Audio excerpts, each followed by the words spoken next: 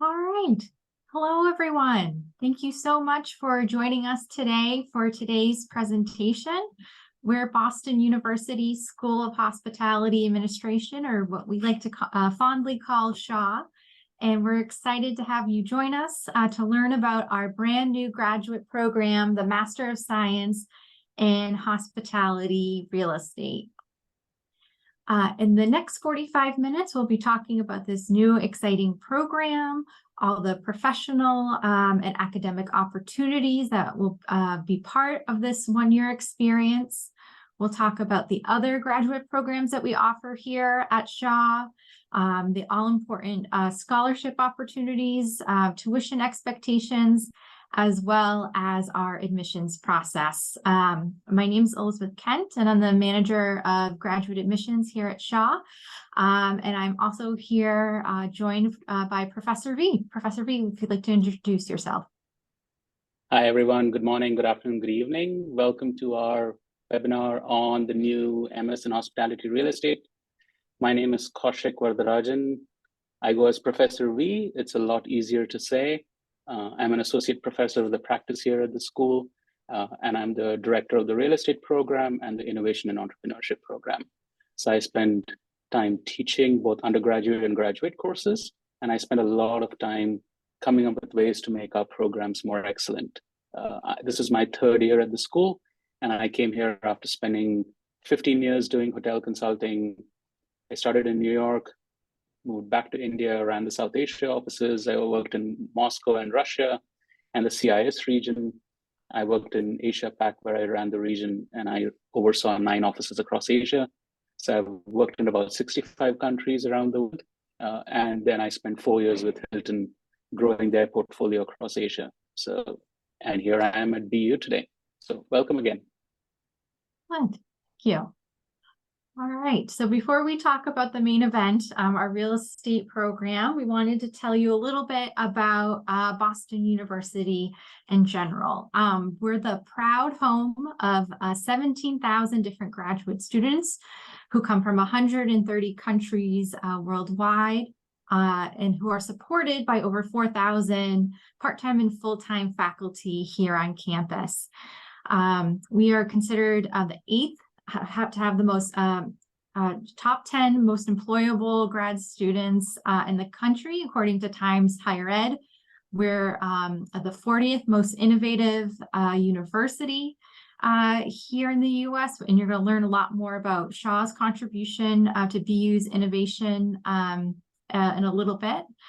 But we're a large and expansive university with a myriad of opportunities for our students. And within this big community is the School of Hospitality. We're proud to say we're a small community, a small community within this big BU world. We have over 150 undergraduates and 55 graduate students currently. All of our classes take place in the same building. It's a wonderful hub where you'll get to know both our full-time research faculty and our professors of the practice, like Professor V.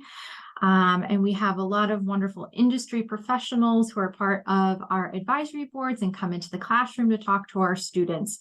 So you're going to have access to, again, that small, intimate feel here at Shaw, but have all the wonderful resources of a major research institution at your fingertips. All right, without further ado, I'll hand it over to Professor V. Great. Thank you, Elizabeth. So this is where we're going to try and make this a little bit more interactive. So I'm going to ask you a couple of questions, and it'd be great if you can just answer in the chat, if that's easiest for you to do. So the whole program is called Master of Science in Hospitality Real Estate. So maybe this is where I would love to hear from you what you think hospitality real estate is. So, or what do you think is inside hospitality real estate? So if you have an answer, please chime in, put it in the chat. There are no wrong answers, so I would love to hear what you think.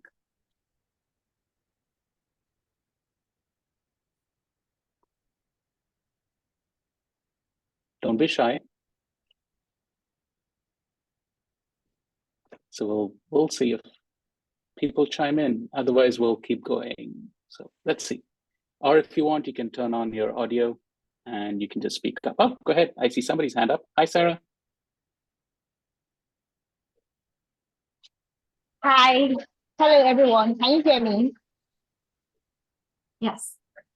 Yes, So sorry. I think hospitality, my name is Sarah, and I think hospitality real estate has to do with everything that has to do with the natural resources, land, regarding hospitality. So it could range from hotels to F&B, everything that has to do with land and natural resources pertaining to hospitality. Thank you. That's a great answer, and you're absolutely right, Sarah. Anybody else who have a point of view? Anybody who wants to share what you think hospitality real estate is? Don't be shy.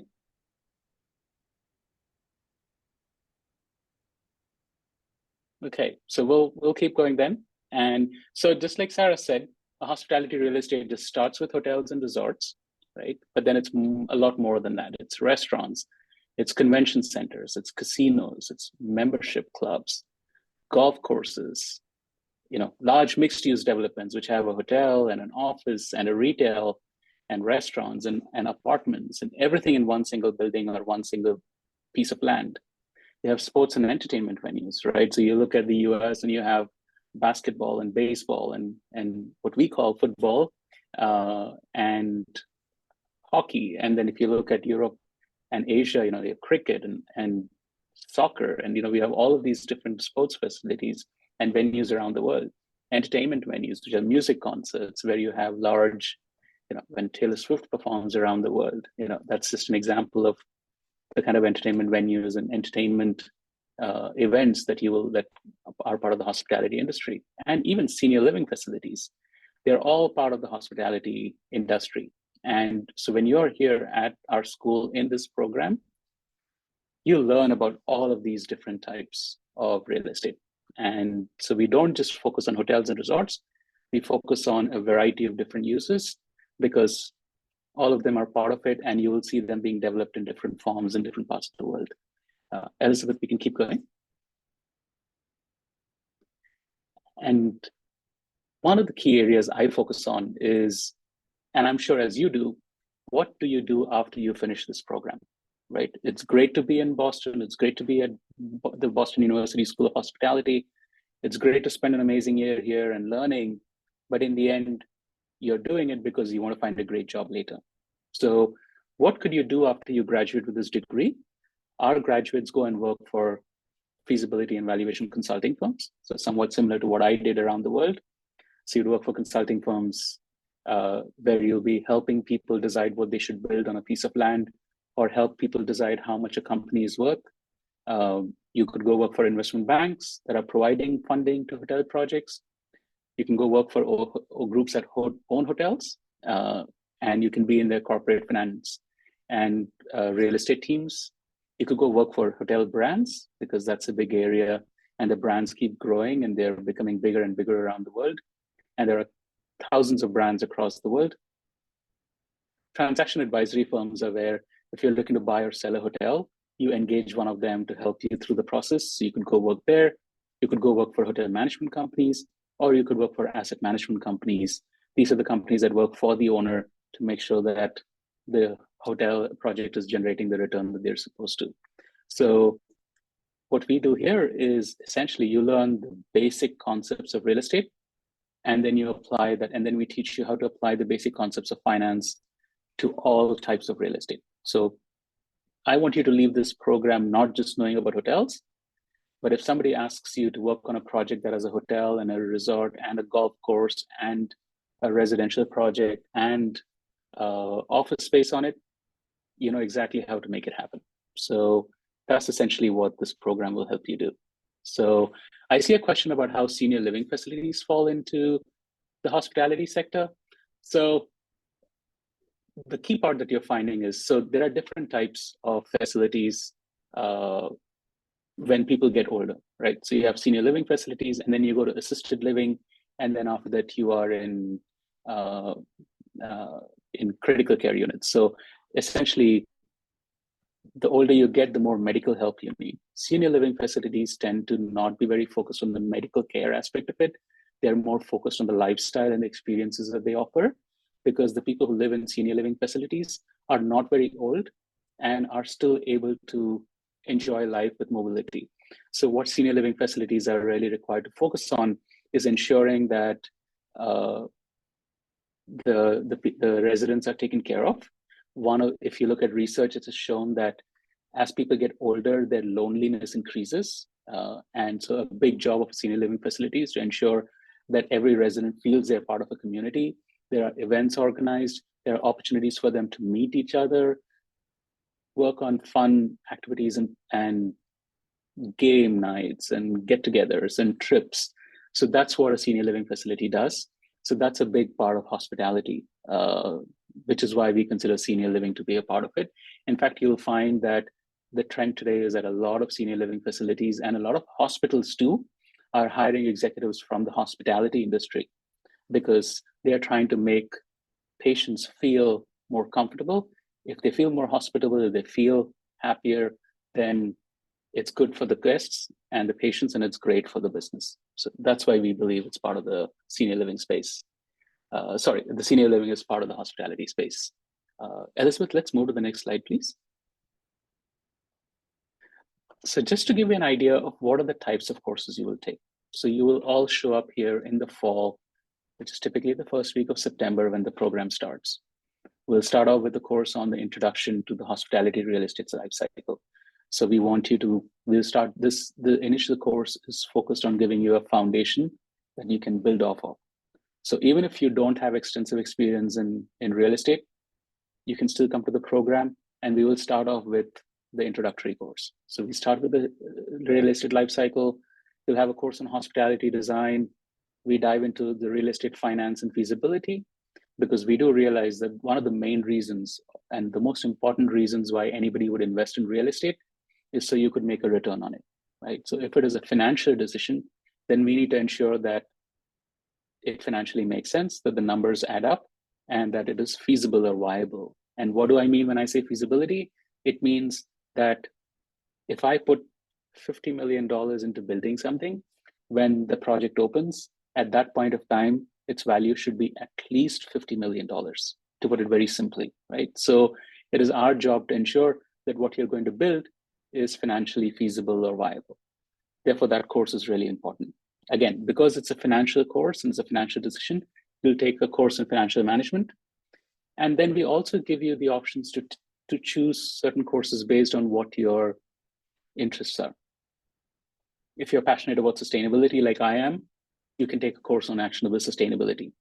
And the keyword is actionable, because a lot of people talk about sustainability, but how do we actually make that happen when you're in a real estate development, right? And I have worked, like I said, I've worked in countries around the world. There are many markets where our resources are dwindling really fast. There are many, many places, communities around the world where you don't have access to enough water.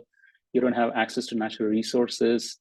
There are climate change issues.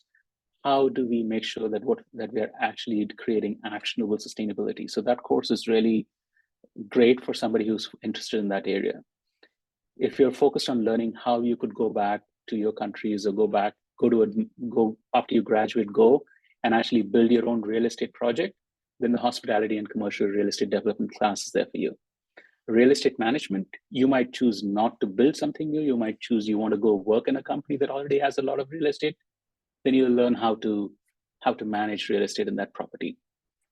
Elizabeth, the next slide, please. Right. Hospitality asset management is another course you will take that essentially looks at a hotel not from an operational perspective. So we are not as focused on how is the hotel operating. We are not looking at, are the guests happy? Are the employees serving guests from the left and clearing from the right? Or are they making beds properly? So we are not focused on that. We are looking at the hotel as an asset that is supposed to generate returns.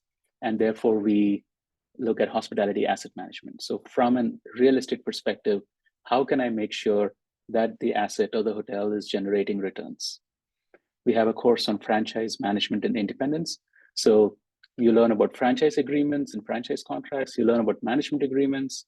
So you could, if you wanted to just franchise, you could and it works to both hotels and restaurants. So if you wanted to get into a franchise with Hilton or Marriott or Hyatt or Radisson, and you want to run the hotel with their franchise, you'll learn how to negotiate that franchise agreement. Similarly, if you have them come in and manage your hotel for you, you will enter into a management agreement with them. We will teach you how to negotiate a management agreement, what the key terms are, and how do you go about making sure that your interests are protected as an owner. And there are independent companies. So how do you work with them and how do those contracts work? You will learn about financial reporting and analysis, because it's really important. You don't understand what you don't measure and track, right? So how do we know a hotel is making money? We do that when we get your financial reports. So you first teach you about financial reporting, and then you learn about analysis. How do you take a financial report, a P&L or a balance sheet, and then how do you analyze it? How do you read it? How do you analyze it? What does it mean? And what is it telling you? So that's what financial reporting and analysis teaches you. And we learn about real estate transactions and deal making. At some point of time, if you're a real estate owner, you might want to sell your asset, or you might be an investor who's looking to buy a new hotel, right? So how does the transaction process work? If you're buying a hotel or buying real estate, how does that process work? What do you need to be aware of? And how do you go about, because if you're buying something, you need to raise capital. How do you go about raising capital? How do you make sure you have enough money from the bank? You have enough money from your equity investor. How do you go raise that money? How do you structure the deal? These are things that we teach you there. And I see a few questions popping up. Just let me run through the last three items on this slide, and I'll definitely get to those questions. Again, you have choice to take electives in the spring semester. If you're really interested in data analytics, because that's a big part of the business world today, you can take a course on analytics. If you're interested in learning how you go about planning large developments and land law use, and you want to understand, especially if you're in markets where you have a parcel of land and you want to build something with it, and you want to understand how that works, then this course is for you. And then we give you another option to take a real estate development course, because there might be courses that you wanted to take in the spring, in the fall semester, that are really attractive, and you didn't want to take the development course at that point of time. You have an opportunity to take a real estate development course again in the spring. So those are the courses. Let me get to the questions now. Okay, so I see Sherwood's question about economics and statistics. So we do cover the basics. So yes, you don't need to have a degree in economics or statistics to come to this class, right? So right from the time you come here, we start working with you on the basics. Is the program intensive? Absolutely, right? I am not going to tell you that this program is, you can just show up and not study or work hard and you do well. It is an intensive course. It's meant and designed to be that way, but you don't need to have a degree in economics and statistics to take this course. I can tell you that when I graduated from college and went to work for that consulting firm, I had taken no courses in economics or statistics. I had taken one real estate course, but that's our job to teach you that. So the curriculum is designed in such a way that you have those introductory courses. And the first part of every semester with these programs is focused on covering the basics. The other way we make sure that you're learning this is I will never give you, so the courses that I teach now, none of my courses have a textbook that is required. I will never give you a 400-page textbook and ask you to go study it, because that doesn't work. What we will do is we work on live projects every semester. So this semester I'm working on, my class is working in groups on a redevelopment of a large, massive project around the Fenway Baseball Park here in Boston. It's 5 acres of land, about 3 million square feet of space total. And my classes are working in master planning the entire project for the developer. So we spend half of the class on theoretical discussions. The second half of the class, they work in groups, applying whatever we learned that day, so that you learn it and you apply it immediately. And if you can do both at the same point of time, then you tend to learn better and you remember it more. So I hope that helps. Do we have case studies on F&B franchising? Yes, absolutely. So in fact, in the franchising class, You're going to see courses. We do cover F&B franchising contracts. So if you wanted to go into F&B and you wanted to enter into a franchise with Subway or Chick-fil-A or McDonald's or Burger King, Pizza Hut, Panera, that's something that we absolutely do. And that's a great question again from Sherwood about differences between the hotel operator and the asset manager. That's a great question because a hotel operations manager works in the property, and their job is to ensure that the hotel is operating properly, right? That the employees are showing up on time, employees are trained well, guests are able to check in on time, the buffet set up and everything tastes good, service is quick and fast and warm, housekeeping is doing what they're supposed to do, so they're really focused on the operations of it. But the challenge is that you could have a beautiful hotel with great service, very happy guests, that is still not making money for the owner, that's still not making a return, right? The hotel operations manager does not focus on that aspect of it. So who's going to focus on it? It is the asset manager who works for the owner and is focused on the return aspect for the owner.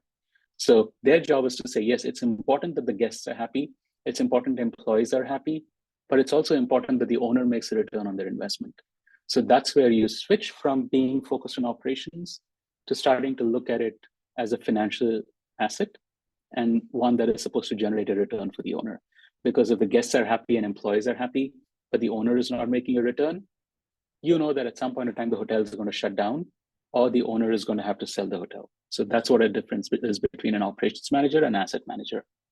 Would hospitality analytics require knowledge of a programming language? No, you don't need that coming in. If you know it, great. If you don't, not a problem. That's something that you'll learn in our data analytics class. Then you hold a degree in, so I see Gloria's question, that you hold a degree in hospitality management. Yes, absolutely. Because you understand the hospitality industry, so you understand the operational side of the business, which is great. You can absolutely apply for this course. Again, we are not looking for somebody who has 10 years of real estate experience before they come here. Because if you had 10 years of real estate experience, why would you need this degree? So if you have a degree in hospitality management, you can absolutely apply for this program. And it's all done on campus. So every single class is on campus. We are not online. We are not hybrid. We are in person in the classroom, working together as teams, working together in the class. That's how the format of it is. Sherwood's question again about opportunity zones and historical tax credit financing. Yes, absolutely. It's something that we'll talk about, especially as we're seeing cities and states across the US offering historic tax credits. And those buildings don't have to be really old for you to get historical tax credits. So it's absolutely an area we cover. Like, I mentioned that when you're looking at, if you're looking to buy a hotel or build a hotel, you need money. Now, how do you put all of that capital together? This is one of those we'll talk about is, can you benefit from historical tax credits? So yeah, so those are the questions I see. So Elizabeth, let's keep going and then we'll come back to any other questions. And then you have the summer semester. You started with the fall, then you went into the spring, and then you get into the summer. So the summer is really exciting because you're going to finally take everything that you learned over the last 2 semesters and you get to apply it, right? So what you will do is we'll have a stakeholder simulation where one of the exciting parts of the hospitality real estate industry is there are so many different stakeholders. You have the owner, you have the hotel brand, you have the operator that might be a different company, you have the bank, you have the private equity players, and all of them are required for a hotel to be built and for a hotel to continue to operate and deliver returns.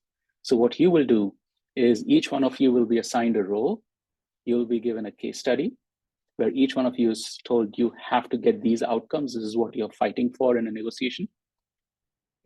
And you are required to negotiate with everybody else at the table. As in any negotiation in life, you are not going to get everything that you're looking for. And you're not the only guy who gets to walk away a winner, right? So you're going to have to give and take. You're going to win something. You're going to have to give something away. You're going to have to compromise with somebody to get what you want. So this is, and it's complex in the real world. We want to make sure that you have the same level of complexity that you're dealing with while you're here in college. And they say that if you really want to understand how somebody thinks, sit down and negotiate with them. So this is a great opportunity for you to negotiate and learn how different players at the table want different things and how you can still make everything work. And then there's a 300-hour work experience requirement. So you'll work with our career services office. You will go out there and get an internship at a real estate firm. So that's what the semester looks like in the summer. Can we go to the next slide? I just quickly want to talk about our pedagogy, or how we go about teaching you. It's interactive class lectures. So the key being interactive. You will never have a situation where you show up in class and the professor is standing there and just talking to you for an hour or 3 hours, and you don't get to say anything. They just stand there and they lecture and lecture and lecture, and then they leave. That never happens. Our professors are trained, and we are constantly going back and measuring ourselves to see how well we do. We are trained to make it as interactive as possible. We care about what you have to say. We care about what you think. We care about what your opinions are. And each one of us comes from a different part of the world. We have fascinating experiences, fascinating life stories, and fascinating observations. So we really want to hear what you have to say. And as you might have seen, at grad school, that's really what is exciting, is that you're going to learn from us, we are going to learn from you, and we learn from everybody in the classroom. So the classroom environment is very interactive in nature. You're welcome to stop the professor at any time you want. Ask questions anytime you want. And I can tell you, as an Indian who first came here to study, I had never been on a plane until I got on a plane to go to school here. And I was told that I can interrupt a professor in the class and ask them questions. Culturally, I was really nervous to do that, because in India, that would have felt very disrespectful. But you find that you don't have to do that here. If you can challenge the professor. I get challenged in class, but that's what we want, because then we all learn together. Case study discussions. Again, like I said, I won't give you a 400-page book. I don't think any of our professors give you a 400-page book to go study at home. We give you case studies. You have to discuss it with your teams, and you have to come up with solutions, which we will then discuss in the class. Simulations. So similar to the negotiation exercise I mentioned, we do simulations in class regularly. Live projects in global markets. I'm very committed to ensuring that our curriculum and our scope is beyond Boston or New England or the US. We are a global industry, we are a global student body, and therefore what we teach in the class should be global. So for example, in one of my previous classes, again, students worked in teams on 7 projects, I think.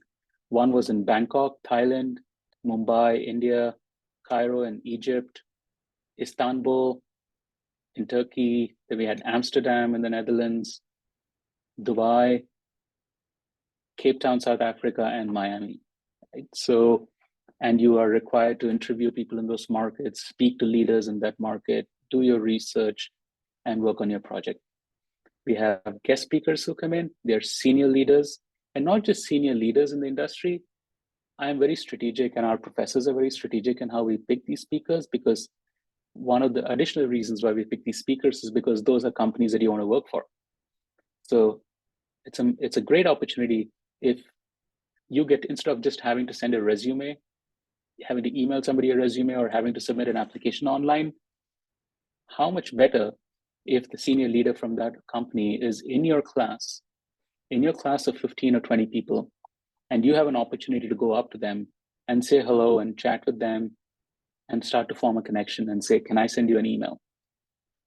And then you're able to follow up with an email saying, it was a pleasure to welcome you in class. I enjoyed meeting you. I really respect your company, and I would love to come and work for you if you have an opportunity. Here's my resume if you think that is a possibility.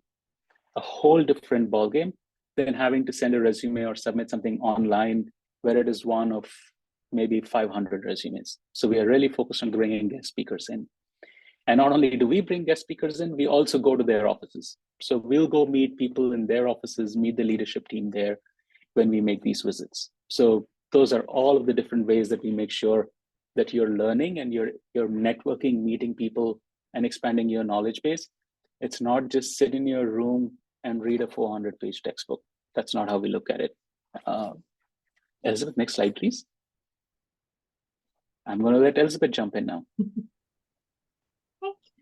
So one of the exciting pieces for this new graduate program is pertinent if you are an international student that would require a F1 student visa to study here with us at Boston University. So this program is STEM eligible. And what this means is if you are an international student, typically after you complete a graduate program, you have the opportunity to extend your student visa and work in the US for an additional 12 months. With this STEM eligibility, you will have the opportunity to work in the US up to 3 years. So in addition to this exciting curriculum and all the opportunities this program will afford, you would also have the opportunity to work for 3 years here in the US if you would like to.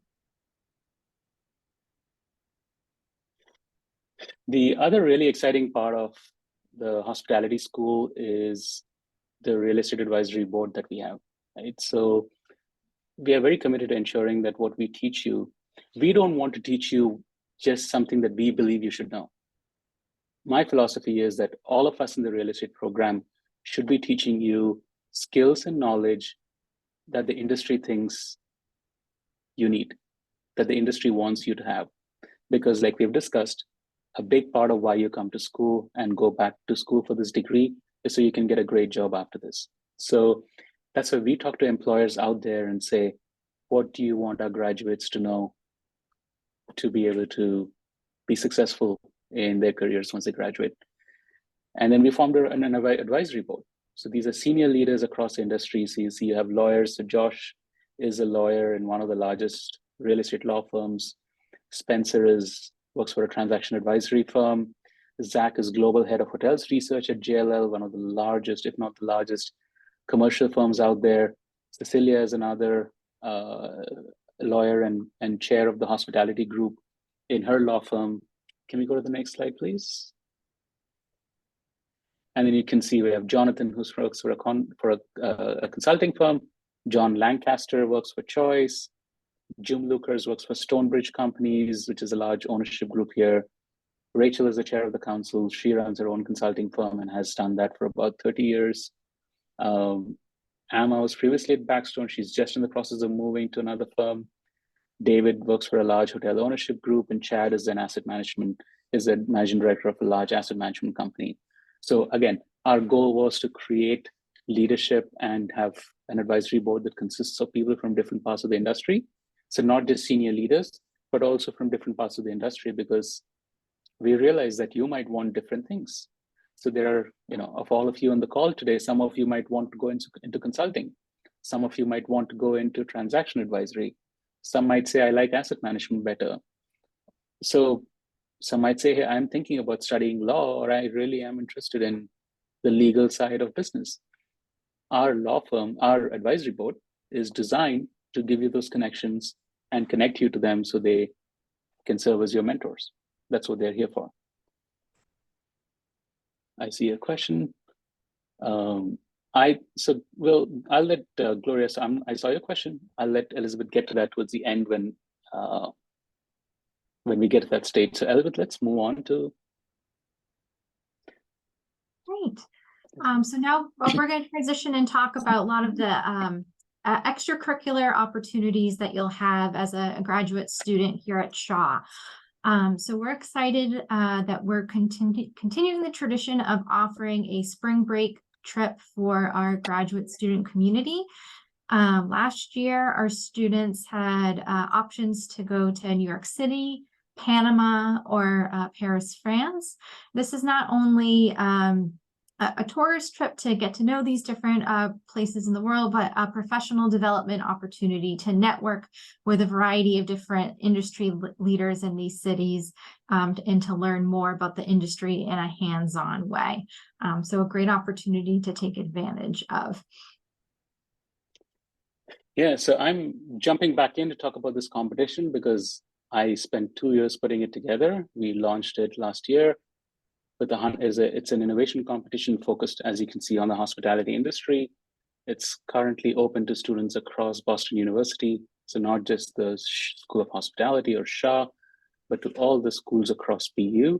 And we launched it last year with $50,000 in prize money. This year it's $100,000. And what we find really exciting about it is the amazing ideas that students come up with, because you're the future. We want you to think differently and come up with ways to address problems, right? Because it's important to talk about the problems that we face today in our society and in our industry, but we shouldn't stop there. Our goal should be to look at these problems and figure out how can we solve them. And you're the next generation. We depend on you to think differently than what we have in the past. So the innovation competition provides you with education. So you have classes you're able to take, you have sessions, you have mentoring, you have coaching over a period of 6 months as you work your way through the competition. So this, and what we really enjoy is the SHA students get together with the business school students. They go pull in somebody from the computer science department or the Center for Computing and Data Sciences. They'll go meet somebody at the engineering lab, and they come together and they form teams that come up with something brand new that you couldn't if you were just a SHA student. So that's something that we really enjoy seeing. So this, of course, as a student, this is open to you. So we will launch this October of this year, October, and the finals happen in April. And that's how the cycle always flows. So you'll have time after you start next year to get to know people, start to form connections. So you have plenty of time to apply for this competition if you decide you want to be part of it. Let's keep going. And this is, again, something that we do is, like I said, we bring in guest speakers into our class, and then we bring in really senior industry leaders in for these Dean's series. So this is where, instead of just sitting in, just being one class that gets to meet the speaker, this is pretty much the entire school, and it's open to the entire university. And the dean of our school interviews the senior leader in front of a larger audience, which is then followed by a social reception. So again, if you're familiar with the company called Panera, for example, the CEO of Panera, who's now the chairman of Panera, was at our school, and in fact is coming back next month as our executive in residence. Students got to meet him after his speech and got to network with him, and great opportunity for you to get a job because you're able to meet the CEO. So this happens on a regular basis at the school. Next slide, please. And we do we have an annual event every year called the Hospitality Summit. Happens here in Boston. Again, we bring in, it's a TEDx style format where you have multiple inspirational speakers, open to students, alums, and industry folks in the Boston area.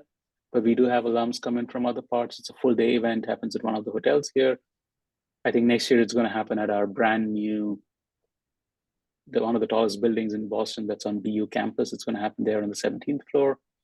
And it's, again, open to students, really exciting, a must attend, because especially if you're a grad students do realize that a big part of being in school is networking, getting to know each other, getting to know senior leaders, and forming relationships. Another opportunity for you to do that. Next slide, please. And this is a fun part of my job. You get to go to large investment conferences around the country.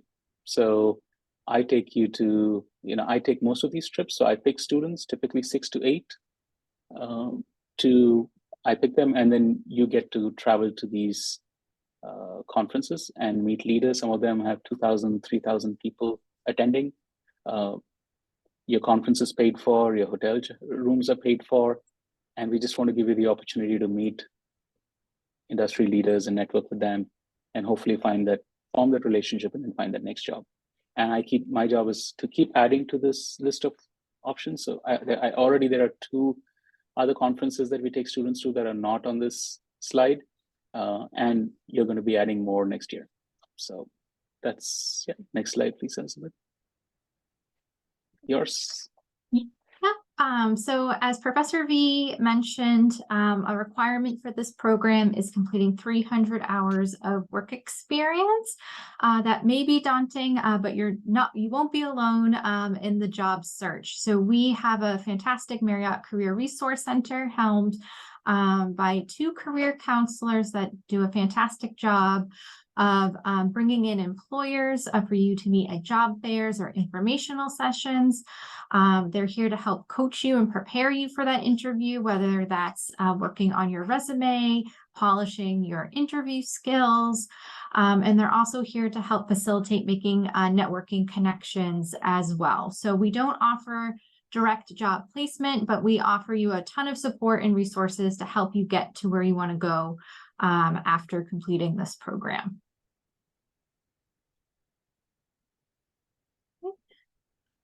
And this is the most important slide in my view. These are the companies that come to hire on, to recruit on campus, that want to meet with you and where students work. So you see a combination of different types of firms, because again, we understand that you might have different backgrounds coming into the program. You might have different passions and different career goals and career paths that you have in mind. So it's our job to ensure that we cater to that diverse group of ambitions. So you'll see that people from different parts of the hospitality industry show up, and we have students who work in every single one of them. So once you have a student in a company, it's a lot easier to reach out and say, can you have a conversation with another student of mine and help them get prep for their interview that they're getting ready for, or help them find a position, or even if is there a position internally, can you give them more guidance on it? So this is something that is really exciting for us, and we keep adding to this list with every month that goes by. So in addition to our real estate program, we offer 2 other graduate degrees. So first is our flagship program, the Master of Management and Hospitality, which has been around for 6 years. This is an industry-focused 1-year master's degree, teaching you foundational hospitality skills such as marketing and finance and leadership, with the opportunity to specialize in a variety of different topics such as restaurant management, revenue management, real estate, innovation and entrepreneurship, or digital marketing. This degree also has a 300-hour work experience requirement and can be completed part-time as well. Additionally, we just started a Master of Science in Hospitality Management a few weeks ago. We had our inaugural class join us here on campus. This is a degree designed for those who are excited by research. So if you're someone who's contemplating pursuing a PhD, someone who's interested in analytics and going into a consulting role, this is the appropriate program for you. This program is also STEM eligible, like our real estate program. Right. So to get back to Gloria's question, we're going to talk a little bit about tuition. So for a full-time study, the total approximate cost, the current tuition rate is $71,430. Again, that's for fall, spring, and summer semesters. We have a chart here that gives you an estimate for the pricing of additional items such as books, health insurance, room and board, to give you a sense of what expenses and what this investment in your education will look like. The wonderful news is that all students accepted to a graduate program at the School of Hospitality are eligible for a $10,000 scholarship. This is awarded based on your application, so no additional paperwork is necessary. Additionally, students may also be awarded a graduate assistantship position here at Shaw. And this is a great opportunity to work in our building, whether in an administrative role, as a teaching assistant with one of our faculty members, such as Professor B, or as a research assistant. Additionally, if you are a U.S. citizen or permanent resident here, you may be eligible for federal financial aid, and we're happy to talk with you through that loan process if you're eligible. All right, so next steps. Professor B has gotten you all excited about the program. You're ready to join us here in fall 2024. So what do you do next? So we require an online application for you to complete. In your admissions portfolio, we're going to ask you to provide a copy of your undergraduate transcripts If you have a graduate degree or have taken some graduate classes, we'll ask to see those transcripts as well. A polished copy of your resume. We require 2 letters of recommendation. If you're someone who is currently pursuing their undergraduate degree or have completed your bachelor's degree within the past 2 years, 1 letter will need to be from a professor or academic advisor who can speak to your undergraduate record. We require a personal statement. So this is a 1 to 2 page essay. We'll have some prompts for you on the online application so we can get to know you and your intentions for applying to grad school a little bit more. We have a video essay requirement that is pretty unique to the application process, but whether hospitality or real estate, it's all about communication and your presentation skills. So this is an opportunity for our admissions committee to get to know you. So we'll ask our students to answer some prompts, recording themselves on their phones or laptops, a short video of 2 to 3 minutes in length. And you'll be asked to supply the link to your video in the online application form. Some great news is no studying required for this program. We don't require GRE or GMAT scores. And if you are an international student, we may require a language exam score, whether IELTS, TOEFL, or the Duolingo exam, depending on whether you've completed your bachelor's degree at an English-speaking institution or not. So happy to speak with folks individually about whether this applies to you. The application is live and up and running. So you can apply as early as today. Our first priority application deadline for scholarship consideration is February 1st. And our final deadlines for application are June 1st if you are an international student and August 1st if you are a domestic student. Right. And for next steps, as we mentioned before, we hope you will consider starting an application. As you may have saw, if as a thank you for attending today, we are issuing application fee waiver. So if you start an application, we'll be sending you more information on how to waive that fee after the presentation today. And please connect with us. Feel free to send us an email at shawgrad@bu.edu. We can connect you with Professor V and our other faculty. We're happy to connect you with some of our alumni to learn more about their experience as a graduate student here at the School of Hospitality. We're also available to chat on WhatsApp and WeChat. Please, if you have any other questions for Professor V or myself, please put those in the Q&A or raise your hand. We're happy to speak further with you all.